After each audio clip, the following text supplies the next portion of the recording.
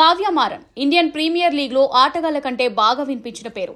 Cricket follow అయ్యే వారికి కావ్య మారన్ గురించి ప్రత్యేకంగా చెప్పనక్కర్లేదు. ఆటగాళ్ల కంటే ఐపీఎల్ తో మంచి పాపులారిటీ సంపాదించుకున్నారు. సన్ రైజర్స్ హైదరాబాద్ మ్యాచ్ లు జరిగిన ప్రతిసారి స్టాండ్స్ లో కూర్చొని ఆ జట్టును ఫుల్ గా ఎంకరేజ్ చేస్తుంటుంది కావ్య పాప.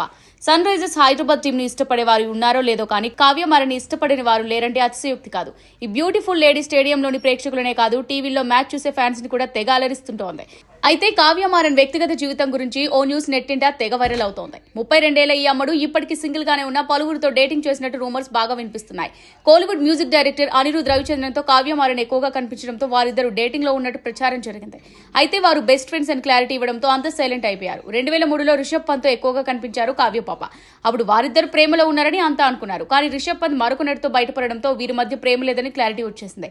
తాజాగా సన్ రైజర్స్ హైదరాబాద్ ఆటగాడు అభిషేక్ శర్మతో చాలా క్లోజ్ గా మూవ్ అవుతున్నట్టు కనిపిస్తుండటంతో కావ్య మారన్ ప్రేమాయణంపై మరోసారి పుకార్లు షికార్లు చేస్తున్నాయి.